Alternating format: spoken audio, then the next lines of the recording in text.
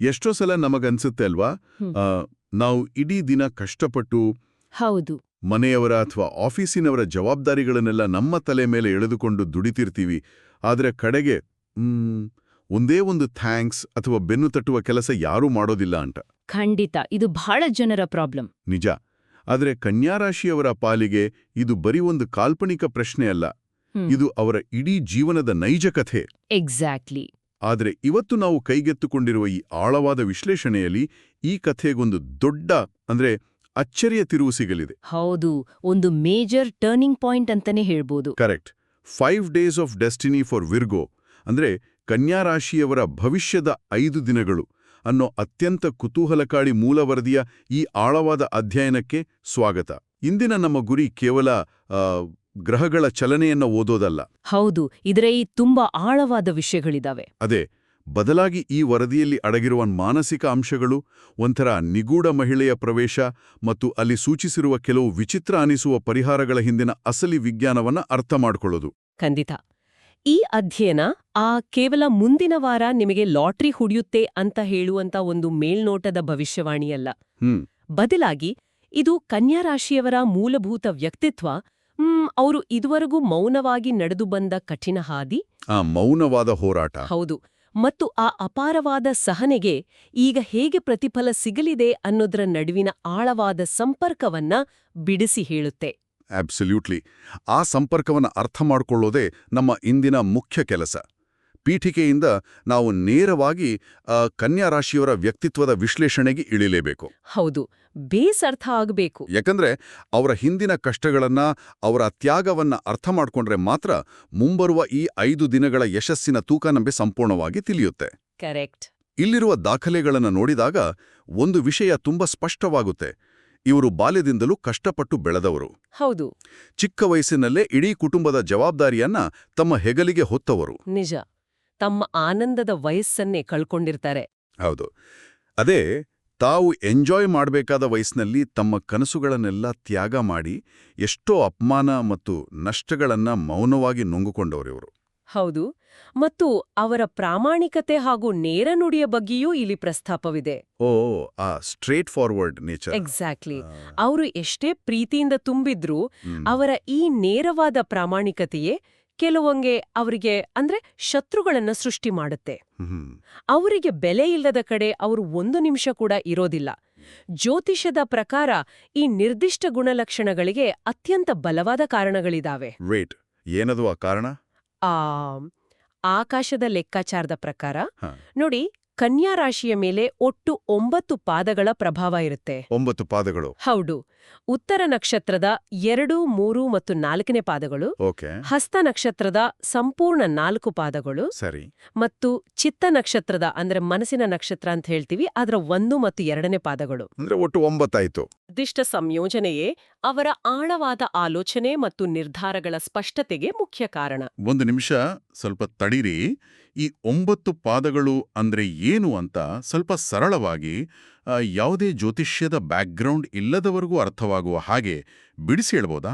ಖಂಡಿತ ಹೇಳ್ಬೋದು. ಈ ನಕ್ಷತ್ರಗಳ ಲೆಕ್ಕಾಚಾರ ಮನುಷ್ಯನ ಆಲೋಚನೆ ಮೇಲೆ ಹೇಗೆ ಪರಿಣಾಮ ಬೀರುತ್ತೆ?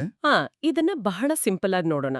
ಪ್ರತಿಯೊಂದು ನಕ್ಷತ್ರವು ಮನುಷ್ಯನ ಮೆದುಳಿನ ಒಂದೊಂದು ಗುಣವನ್ನ ಪ್ರತಿನಿಧಿಸುತ್ತೆ ಅಂತ ಕಲ್ಪಿಸ್ಕೊಳ್ಳಿ. ಉತ್ತರ ನಕ್ಷತ್ರವು ಜವಾಬ್ದಾರಿ ಮತ್ತು ಪೋಷಣೆಯನ್ನ ಸೂಚಿಸುತ್ತೆ. ಹಸ್ತ ನಕ್ಷತ್ರವು ಕೈಚಳಕ, ಕಠಿಣ ಪರಿಶ್ರಮ ಮತ್ತು ಒಂಥರ ಸೂಕ್ಷ್ಮತೆಯನ್ನ ಸೂಚಿಸುತ್ತೆ. Hard work. ಹೌದು. ಇನ್ನು ಚಿತ್ತ ನಕ್ಷತ್ರವು ರಚನೆ, ಸೌಂದರ್ಯ ಮತ್ತು ಬುದ್ಧಿವಂತಿಕೆಯ ಸಂಕೇತ. ಈ 3 ನಕ್ಷತ್ರಗಳ ಒಟ್ಟು 9 ಭಾಗಗಳು ಪಾದಗಳು ಕನ್ಯಾ ರಾಶಿಯಲ್ಲಿ ಸೇರ್ಕೊಂಡಾಗ ಏನಾಗುತ್ತೆ ಗೊತ್ತಾ? ಏನಾಗುತ್ತೆ? ಒಬ್ಬ ವ್ಯಕ್ತಿಯಲ್ಲಿ ಕಠಿಣವಾಗಿ ದುಡಿಯುವ ಶಕ್ತಿ, ಜವಾಬ್ದಾರಿ ಹೊರುವ ಗುಣ ಮತ್ತು ಎಲ್ಲವನ್ನೂ ಅಚ್ಚುಕಟ್ಟಾಗಿ ಮಾಡುವ ಬುದ್ಧಿವಂತಿಕೆ, ಈ 3 ಒಟ್ಟಿಗೆ ಸೇರ್ಕೊಳ್ಳುತ್ತೆ. ಇದೇ ಅವರನ್ನ ಪರ್ಫೆಕ್ಷನಿಸ್ಟ್ಸ್ ಮಾಡೋದು. ಅದ್ಭುತ. ಈ ಮಾತನ್ನ ಕೇಳಿದಾಗ ನನಗೊಂದು ಹೊಸ ಹೋಲಿಕೆ ನೆನಪಿಗೆ ಬರ್ತಾ ಇದೆ. ಸರಿ, ಇದನ್ನ ಬಿಡಿಸಿ ನೋಡೋಣ. ಹೇಳಿ. ಕನ್ಯಾ ರಾಶಿಯವರನ್ನ ನಾವು ಕೇವಲ ಒಂದು ಮನೆಯ ಅಡಿಪಾಯ ಅಂತ ಕರೆಯೋದಕ್ಕಿಂತ ಅವರನ್ನ ನಮ್ಮೆಲ್ಲರ ಕೈಯಲ್ಲಿರುವ ಸ್ಮಾರ್ಟ್ಫೋನ್ಗಳ ಬ್ಯಾಕ್ಗ್ರೌಂಡ್ ಆಪರೇಟಿಂಗ್ ಸಿಸ್ಟಮ್ ಅಥವಾ OSಗೆ ಹೋಲಿಸ್ಬೋದು ಅನ್ಸತ್ತೆ. That's a good point. ಅಲ್ವಾ? ಹೌದು. ನಾವು ಫೋನ್ ಬಳಸುವಾಗ ಸ್ಕ್ರೀನ್ ಮೇಲೆ ಕಾಣುವ ಸುಂದರವಾದ ಆಪ್ಗಳನ್ನು ಮಾತ್ರ ಹೊಗಳ್ತೀವಿ. ಹೌದು.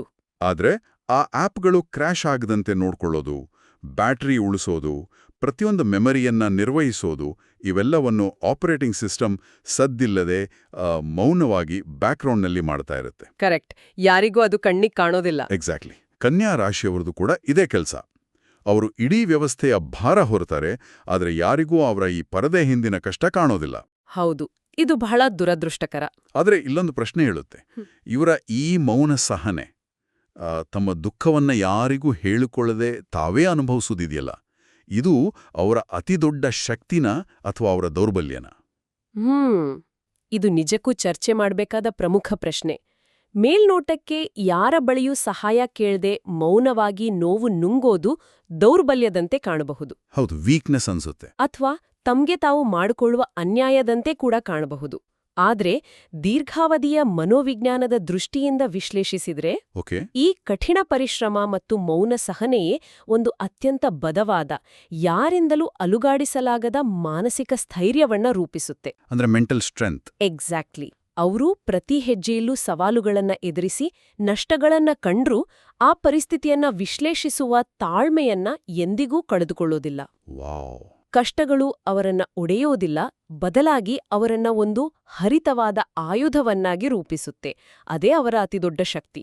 ಸರಿ, ಬ್ಯಾಕ್ಗ್ರೌಂಡ್ ಆಪರೇಟಿಂಗ್ ಸಿಸ್ಟಮ್ ಎಷ್ಟು ಬಲವಾಗಿದೆ ಮತ್ತು ಆಂತರಿಕವಾಗಿ ಎಷ್ಟು ಕಠಿಣವಾದ ಪರೀಕ್ಷೆಗಳನ್ನ ಎದುರಿಸಿದೆ ಅಂತ ಈಗ ನಮಗೆ ಸ್ಪಷ್ಟವಾಗಿ ಅರ್ಥವಾಯಿತು. ಹೌದು. ಹಾಗಾದ್ರೆ ಈ 5 ದಿನಗಳಲ್ಲಿ ಆಗಲಿರುವ ಆ ದೊಡ್ಡ ಬದಲಾವಣೆ ಏನು? ಅದನ್ನೇ ನಾವೀಗ ನೋಡಬೇಕು. ಆ ಬಲವಾದ ಅಡಿಪಾಯದ ಮೇಲೆ ಯಶಸ್ಸಿನ ಕಟ್ಟಡ ಹೇಗೆ ನಿರ್ಮಾಣವಾಗುತ್ತೆ ಮತ್ತು ಅದಕ್ಕೆ ಯಾವ ಗ್ರಹ ಕಾರಣ ಅನ್ನೋದರ ಕಡ ಸಾಗೋಣ. ಬುಧ ಗ್ರಹ ಈ ಸಂಪೂರ್ಣ ಬದಲಾವಣೆಯ ರೂವಾರಿ ಅಂತ ಈ ವರದಿ ಹೇಳುತ್ತೆ. ನಿಖರವಾಗಿ. ಕನ್ಯಾ ರಾಶಿಯ ಅಧಿಪತಿ ಬುಧಗ್ರಹ ಮುಂಬರುವ ಈ 5 ದಿನಗಳಲ್ಲಿ ಬುಧನ ಸ್ಥಾನ ಬದಲಾವಣೆ ಅಥವಾ ಆಶೀರ್ವಾದ ಅವರ ಜೀವನದಲ್ಲಿ ಪ್ರಮುಖ ಪಾತ್ರ ವಹಿಸಲಿದೆ. ಆದ್ರೆ ಇಲ್ಲಿ ಗಮನಿಸಬೇಕಾದ ಆಸಕ್ತಿದಾಯಕ ಅಂಶ ಏನಪ್ಪಾ ಅಂದ್ರೆ, ಹೇಳಿ, ಬುಧನ ಪ್ರಭಾವ ಕೇವಲ ಕುರುಡು ಅದೃಷ್ಟವಾಗಿ ಅಂದ್ರೆ ಲಾಟ್ರಿ ಟಿಕೆಟ್ ರೂಪದಲ್ಲಿ ಬರೋದಿಲ್ಲ.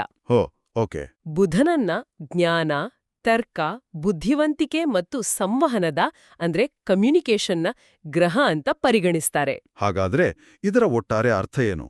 ಈ ಅದೃಷ್ಟ ಅನ್ನೋದು ಇದ್ದಕ್ಕಿದ್ದಂತೆ ಆಕಾಶದಿಂದ ಹಣದ ಸುರಿಮಳೆಯಾಗೋದಲ್ಲ. ಖಂಡಿತ ಅಲ್ಲ. ಬದಲಾಗಿ ನಮ್ಮ ಮೆದುಳು ಸ್ಪಷ್ಟವಾಗಿ ಕೆಲಸ ಮಾಡಲು ಪ್ರಾರಂಭಿಸಿದಾಗ ನಾವೇ ಸೃಷ್ಟಿಸಿಕೊಳ್ಳುವ ಅವಕಾಶಗಳು ಅಂತ ಹೇಳ್ಬೋದಾ? ಹೌದು, 100%. ಈ ಮರ್ಕ್ಯುರಿ ಎಫೆಕ್ಟ್ ಅಂದ್ರೆ ಬುಧನ ಪ್ರಭಾವ ಮನುಷ್ಯನ ನಿರ್ಧಾರಗಳ ಮೇಲೆ ಹೇಗೆ ಕೆಲಸ ಮಾಡುತ್ತೆ? ನೀವ್ ಹೇಳಿದ್ದು 100ಕ್ಕೆ 100 ಸತ್ಯ. ಇದನ್ನೇ ನಾವು ಯಶಸ್ಸಿನ ಹಿಂದಿನ ಕಾರ್ಯವಿಧಾನ ಅಥವಾ ಮೆಕ್ಯಾನಿಸಮ್ ಅಂತ ಕರಿಬೋದು.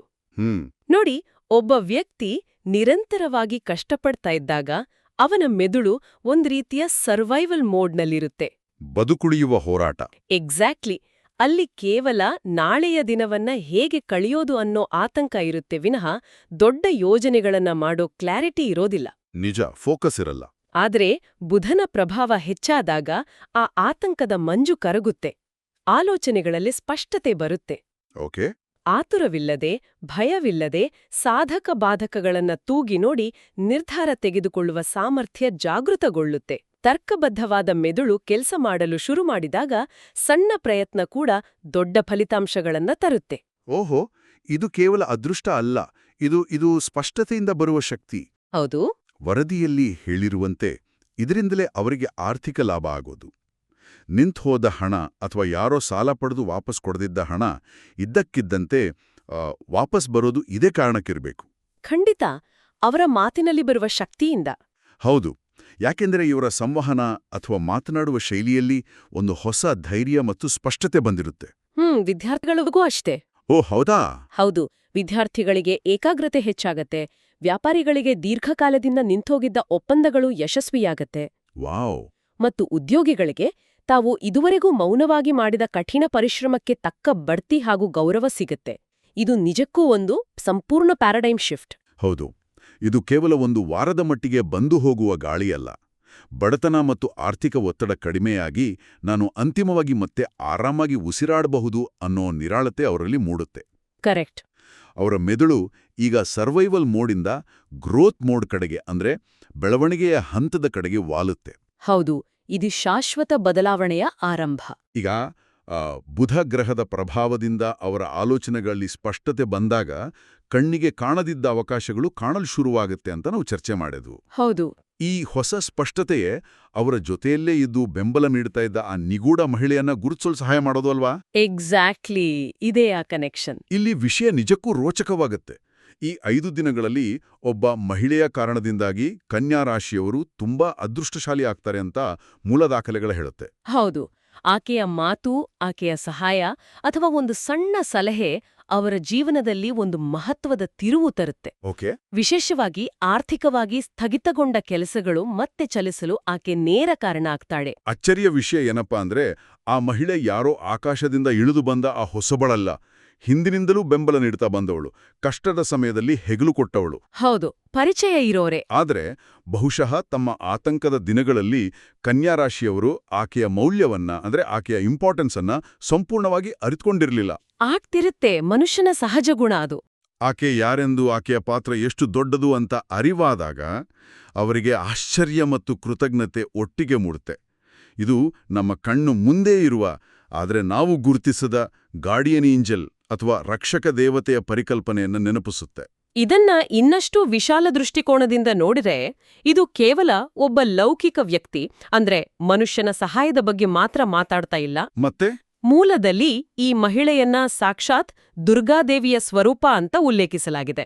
ಓ, ದುರ್ಗಾದೇವಿ. ಹೌದು, ಅಂದ್ರೆ ನಮ್ಮ ದಿನನಿತ್ಯದ ಬದುಕಿನಲ್ಲಿ ಸಿಗುವ ವ್ಯಕ್ತಿಗಳ ಸಹಾಯ ಮತ್ತು ಅಗೋಚರ ದೈವೀ ಶಕ್ತಿಯ ಬೆಂಬಲ ಎರಡರ ಅದ್ಭುತ ಸಮ್ಮಿಲನ ಇಲ್ಲಿದೆ. ದುರ್ಗಾದೇವಿಯ ಅಗೋಚರ ರಕ್ಷಣೆಯಿಂದ ಅಸಾಧ್ಯವಾದ ಪ್ರಶ್ನೆಗಳು ಬಗೆಹರಿಯುತ್ತೆ. ಮನೆಯಲ್ಲಿ ಅಷ್ಟೈಶ್ವರ್ಯ, ಶಾಂತಿ ಮತ್ತು ಆರೋಗ್ಯ ನೆಲೆಸುತ್ತೆ ಅಂತ ವರದಿ ಬಲವಾಗಿ ಹೇಳುತ್ತೆ. ಹೌದು.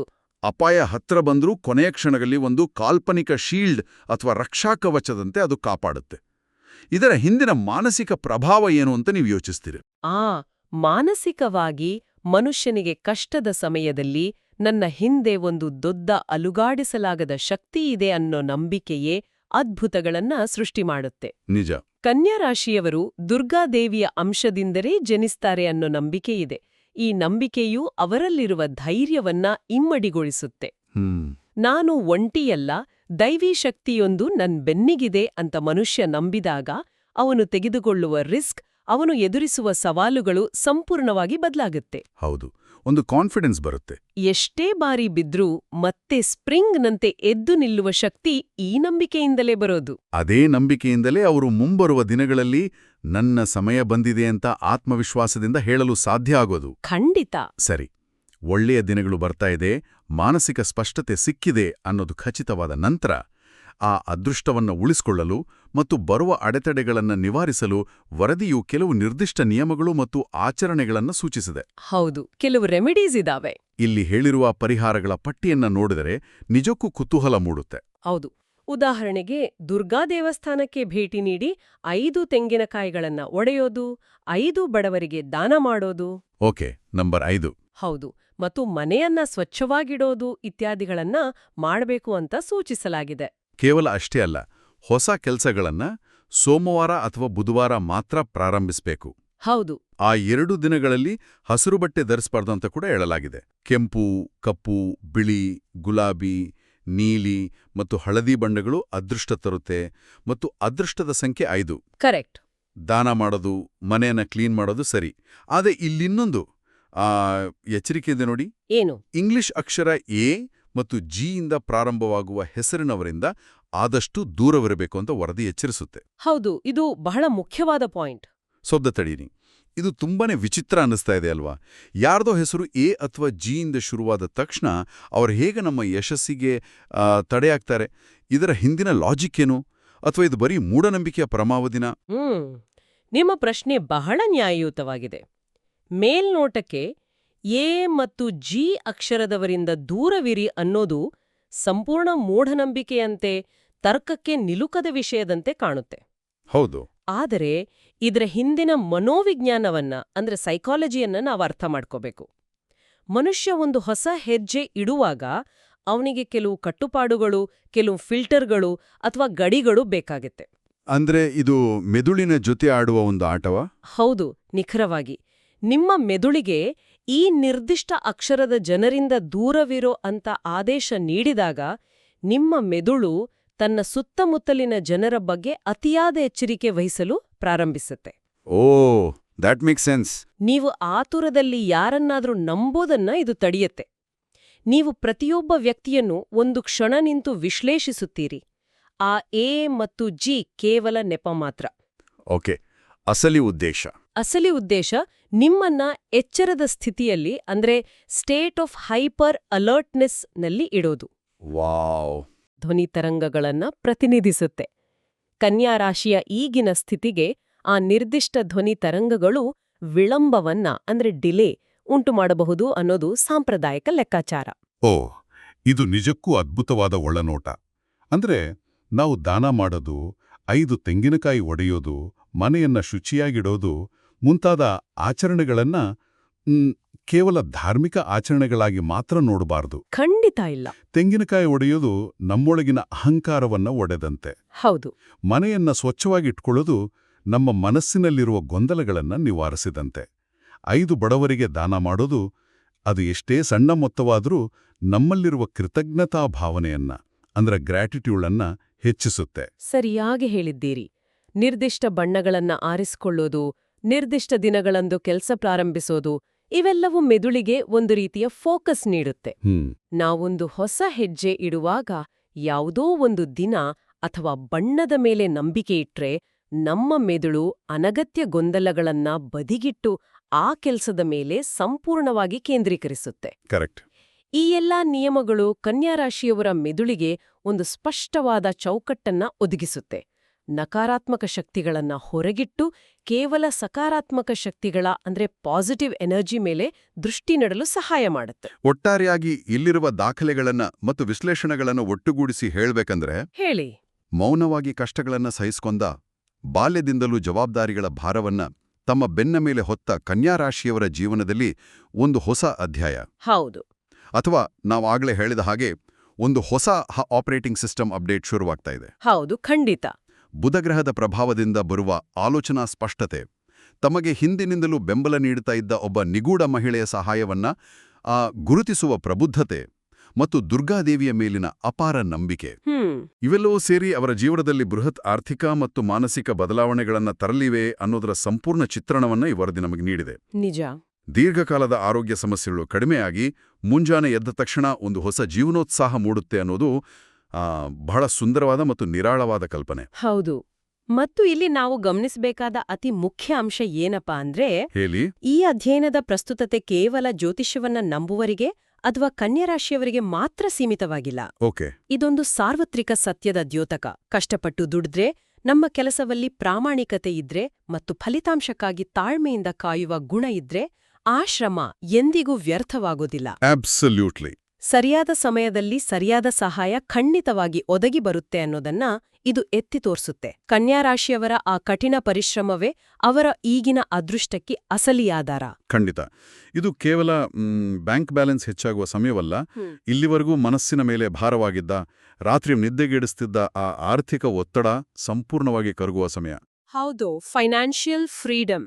ಮನೆಯಲ್ಲಿ ಸಂಪತ್ತು ಸೃಷ್ಟಿಯಾಗುತ್ತದೆ, ಕುಟುಂಬದಲ್ಲಿ ಪ್ರೀತಿ ಹೆಚ್ಚುತ್ತದೆ ಮತ್ತು ಎಲ್ಲಕ್ಕಿಂತ ಮುಖ್ಯವಾಗಿ ನಾನು ಇನ್ನು ಮುಂದೆ ಕಷ್ಟಗಳಿಗೆ ಹೆದರೋದಿಲ್ಲ, ನನ್ನ ಬೆನ್ನಿಂದೇ ಒಂದು ಶಕ್ತಿ ಇದೆ ಅನ್ನೋ ಆ ಧೈರ್ಯ ಮೂಡುತ್ತೆ. ಹೌದು, ಆ ಧೈರ್ಯನೇ ಎಲ್ಲಕ್ಕಿಂತ ದೊಡ್ಡ ಆಸ್ತಿ. ಇಷ್ಟೆಲ್ಲ ಚರ್ಚೆ ಮಾಡಿದ ನಂತರ ನನ್ಗೆ ಅನಿಸ್ತಾ ಇರೋದು ಒಂದೇ ವಿಷಯ. ಕನ್ಯಾ ರಾಶಿಯವರನ್ನ ನಾವು ಆ ಕಾರ್ಯಕ್ರಮದ ಆರಂಭದಲ್ಲಿ ಒಂದು ಮನೆಯ ಬಲವಾದ ಅಡಿಪಾಯಕ್ಕೆ ಹೋಲಿಸಿದ್ವಿ ಅಲ್ವಾ? ಹೌದು. ಈಗ ಆ ಅಡಿಪಾಯದ ಮೇಲೆ ಯಶಸ್ಸಿನ ಭವ್ಯವಾದ ಬೆಳಕಿನಿಂದ ತುಂಬಿದ ಅರಮನೆಯೇ ನಿರ್ಮಾಣವಾಗ್ತಾ ಇದೆ. ಹೌದು, ಮತ್ತು ಆ ಭವ್ಯ ಅರಮನೆಯಲ್ಲಿ ವಾಸಿಸುವ ಸಂಪೂರ್ಣ ಹಕ್ಕು ಅವರದ್ದೇ. ನಿಜ. ಅವರು ತಮ್ಮ ಬೆವರನ್ನ ಸುರಿಸಿ ತಮ್ಮ ರಕ್ತವನ್ನ ನೀರಾಗಿಸಿ ಕಟ್ಟಿದ ಸಾಮ್ರಾಜ್ಯವಿದು. ಆದರೂ ಈ ವಿಶ್ಲೇಷಣೆಯನ್ನ ಮುಗಿಸೋ ಮುನ್ನ ಇಲ್ಲೊಂದು ಪ್ರಚೋದನಾತ್ಮಕವಾದ ಅಂತಿಮ ಚಿಂತನೆ ಇದೆ. ಏನದು? ಇದು ಕೇವಲ ಕನ್ಯಾ ರಾಶಿಯವರು ಮಾತ್ರ ಅಲ್ಲ, ಕಷ್ಟಪಟ್ಟು ಮೇಲೆ ಬಂದ ನಾವೆಲ್ಲರೂ ಯೋಚಿಸಬೇಕಾದ ಆಳವಾದ ವಿಷಯ. ವರದಿಯಲ್ಲಿ ಪದೇ ಪದೇ ಹೇಳಿರುವಂತೆ ಕನ್ಯಾ ರಾಶಿಯವರು ಕಷ್ಟ ಬಂದಾಗ ನನಗೇಕೆ ಹೀಗಾಯಿತು, ನನ್ನ ಹಣೆಬರಹವೇ ಇಷ್ಟು ಅಂತ ಎಂದಿಗೂ ಪ್ರಶ್ನೆ ಮಾಡೋದಿಲ್ಲ. ಹೌದು, ಅವರು ಕಂಪ್ಲೇಂಟ್ ಮಾಡಲ್ಲ. ಅವರು ಯಾವಾಗಲೂ ತಮ್ಮ ಕುಟುಂಬಕ್ಕಾಗಿ ಬೇರೆಯವರಿಗಾಗಿ ತ್ಯಾಗ ಮಾಡಲು ಸಿದ್ಧರಿರ್ತಾರೆ. ತಮ್ಮ ಸಂತೋಷವನ್ನ ತೊರೆದು ತಮ್ಮ ಕನಸುಗಳನ್ನ ಬದಿಗೊತ್ತಿ ಬೇರೆಯವರಿಗಾಗಿ ಬದುಕಿದವರು ಅವರು. ನಿಜ. ಆದರೆ ಈಗ ಮುಂಬರುವ ಈ 5 ದಿನಗಳಲ್ಲಿ ಅವರ ಜೀವನದಲ್ಲಿ ಅಪಾರ ಯಶಸ್ಸು, ನಿರೀಕ್ಷೆಗೂ ಮೀರಿದ ಹಣ ಮತ್ತು ನೆಮ್ಮದಿ ಹರಿದು ಬರಲಿದೆ. ಮನೋವಿಜ್ಞಾನದಲ್ಲಿ ಇಂಪೋಸ್ಟರ್ ಸಿಂಡ್ರೋಮ್ ಅನ್ನೋ ಒಂದು ಮಾತಿದೆ ಗೊತ್ತಾ? ಓ ಹೌದು. ಅಂದ್ರೆ ತಮಗೆ ಸಿಕ್ಕ ಯಶಸ್ಸಿಗೆ ತಾವೇ ಲಾಯಕಲ್ಲವೇನೋ ಅನ್ನೋ ಒಂದು ಆತಂಕ. ಹೌದು, ನಾನಿದಕ್ಕೆ ಅರ್ಹನಾ ಅನ್ನೋ ಡೌಟ್. ಎಕ್ಸಾಕ್ಟ್ಲಿ. ಯಾವಾಗ್ಲೂ ಬೇರೆಯವರ ಕಷ್ಟವನ್ನ ತನ್ನದೆಂದು ಭಾವಿಸಿ ಬದುಕಿದ, ಕಷ್ಟಗಳನ್ನೇ ತಮ್ಮ ದಿನನಿತ್ಯದ ಸಂಗಾತಿಯನ್ನಾಗಿ ಮಾಡಿಕೊಂಡಿದ್ದ ಈ ಜೀವಗಳು ಇದ್ದಕ್ಕಿದ್ದಂತೆ ಬರುವ ಈ ದೊಡ್ಡ ಯಶಸ್ಸನ್ನ ಯಾವುದೇ ಅಪರಾಧಿ ಮನೋಭಾವವಿಲ್ಲದೆ, ಅಂದ್ರೆ ಸಂಪೂರ್ಣವಾಗಿ ಗಿಲ್ಟ್ ಫ್ರೀಯಾಗಿ, ಕೇವಲ ತಮಗಾಗಿ, ತಮ್ಮ ಸ್ವಂತ ಸಂತೋಷಕ್ಕಾಗಿ ಸ್ವೀಕರಿಸಲು ಮಾನಸಿಕವಾಗಿ ಸಿದ್ಧರಿದ್ದಾರಾ? ಓ, ಇದು ಬಹಳ ಡೀಪ್ ಕ್ವೆಶ್ಚನ್ ಅಲ್ವಾ? ಕಷ್ಟಗಳನ್ನ ಅಭ್ಯಾಸ ಮಾಡಿಕೊಂಡ ಮನಸ್ಸಿಗೆ ಹಠಾತ್ತಾಗಿ ಸಿಗುವ ಈ ಭಾರೀ ಸುಖವನ್ನ ಇದು ನನ್ನದೇ ಶ್ರಮದ ಫಲ ಅಂತ ಒಪ್ಕೊಳ್ಳೋದು ಅಷ್ಟು ಸುಲಭನಾ? ಒಮ್ಮೆ ಯೋಚಿಸಿ ನೋಡಿ. ಇದು ನಿಜಕ್ಕೂ ನಮ್ಮನ್ನೇ ನಾವು ಪ್ರಶ್ನಿಸಿಕೊಳ್ಳಬೇಕಾದ ಅತ್ಯಂತ ಆಳವಾದ ಚಿಂತನೆ. ಯಶಸ್ಸನ್ನ ಗಳಿಸೋದಕ್ಕಿಂತ ಆ ಯಶಸ್ಸನ್ನ ಅಪರಾಧಿ ಭಾವನೆಯಿಲ್ಲದೆ ಅನುಭವಿಸೋದಿದೆಯಲ್ಲ, ಅದು ಬಹಳ ದೊಡ್ಡ ಸವಾಲು. ಖಂಡಿತ. ಈ ಆಳವಾದ ಚಿಂತನೆಯೊಂದಿಗೆ ನಮ್ಮ ಇಂದಿನ ಈ ಡೀಪ್ ಡೈವ್ ಅನ್ನು ನಾವು ಮುಕ್ತಾಯಗೊಳಿಸ್ತಾ ಇದ್ದೀವಿ.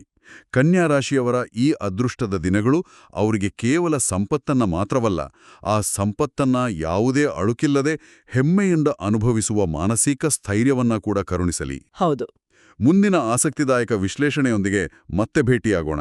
ಅಲ್ಲಿಯವರೆಗೂ ನಿಮ್ಮ ಪರಿಶ್ರಮದ ಮೇಲೆ ನಿಮ್ಮ ನಂಬಿಕೆ ಇರಲಿ.